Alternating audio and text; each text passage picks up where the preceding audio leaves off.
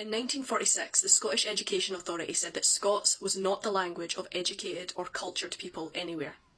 For decades, children in schools would receive corporal punishment. They would be beaten for using Scots words. Scots is perceived by many people as slang, bad English. It is seen as the language of people who are less intelligent, have less class, have less money, have less education. I know that you will not know every single Scots word of the day. I know that most people watching won't know every single Scots word of the day at the start of the video. But by the time I'm finished, you will know that word. So many people leave comments like this saying, I feel like I'm not Scottish enough, or I feel like I'm not really Scottish because I didn't know the word you've covered. And it makes me laugh because the odds were stacked against you from the start. From when you were very, very young to when you're an adult, all these different perceptions of Scots, all this history around the Scots language, all these different pressures and stakeholders and all these different opinions will have been all around you. Maybe you were brought up in a house like me that was tolerant of the Scots language, celebrated it and shared the words and phrases from a very young age.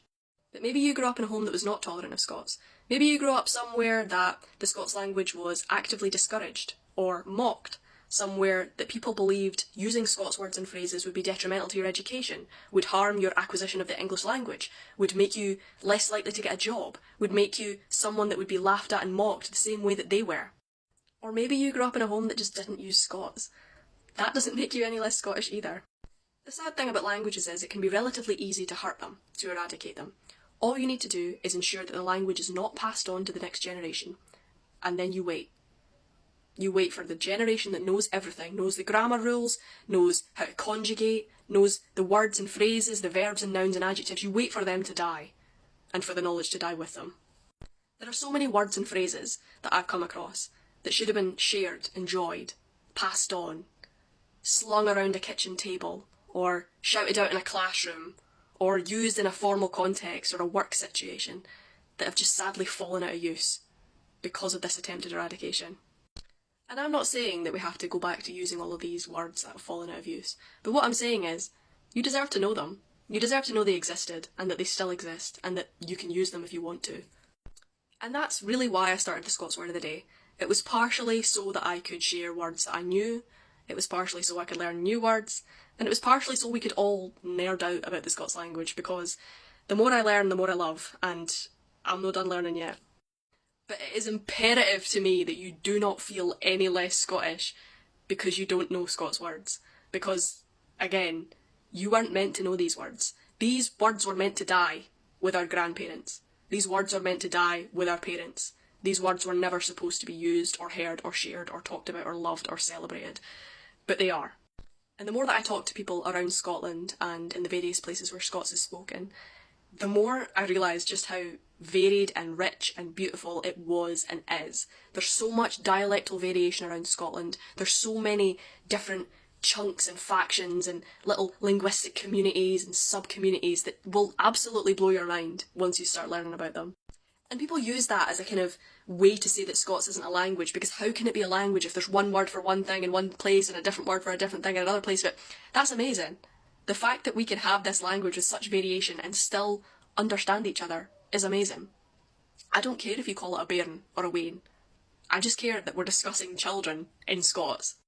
And it's also important to acknowledge what words have been kept and preserved and what words you will know, because you'll know words like coorie, because that's what a mother or a father will have told children to do. You'll know words like tell, from mums shouting at their kids and going, I tell you. You'll know words like bringe, from dinna bringe, when you don't rush around. It's these imperatives, it's these verbs that are words that parents will use without thinking, despite being told from such a young age that they shouldn't use it. These are words that were used to admonish children, and these are words that were passed on despite parents not wanting to pass them on. The ultimate Scots word that everyone in Scotland will probably know is wheesht, and it means silence in its noun form. But we in Scotland, you'll know, will use this as be quiet, silence yourself, haud your wheesht, hold your silence. Imagine a parent trying desperately not to pass on the Scots language, but there's a noisy Wayne, there is a raucous child, and she wants to tell them off. So she can't help but say the language that she knows best, which is Scots, and she can't help saying, "Hod your wheesht." I just think that's magical. Despite people not wanting to pass on a language for fear and sadness and all this terrible negative emotion wrapped up in it, they cannot help but pass on the words that matter to them. And then there's the evocative words, the words that we use because we're in a situation that we just need to describe it. If something's dirty, it's mocket, it's clatty, it's clarty. If it's stinking, it's bouffing, it's bogging. All these words, they just come out because we know no better way to articulate how we feel. And once you hear the words, you can use them. There's a kind of misconception about the Scots language that people feel like the language they grew up with, the dialect they grew up with, the way of speaking that they were raised is the only way they can use it, and anything else is inauthentic. But we would not say that about any other language. Say you're learning English and one day you learn the word stupendous, and you think, oh my god, that's the best word I've ever seen. That's the best word I have ever heard, and I will use it right now. And then someone tells you, no, you didn't grow up using the word stupendous.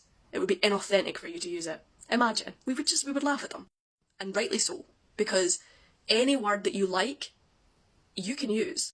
For example, I grew up with coorie, you coorie, you snuggle, you cuddle, you coorie.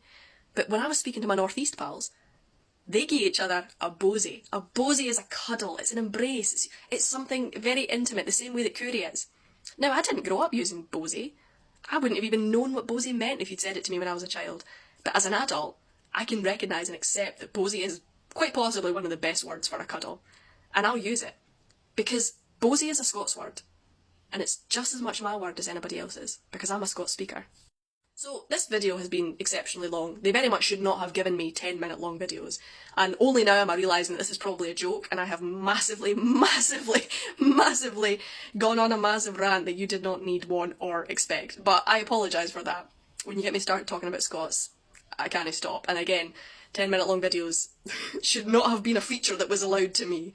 But to cut a long story short, nobody knows anything until they know it. And if you don't know a Scots word of the day before the Scots word of the day, that's fine. As long as you know it at the end. And if you don't know it at the end, then I've done a terrible job of conveying knowledge to you.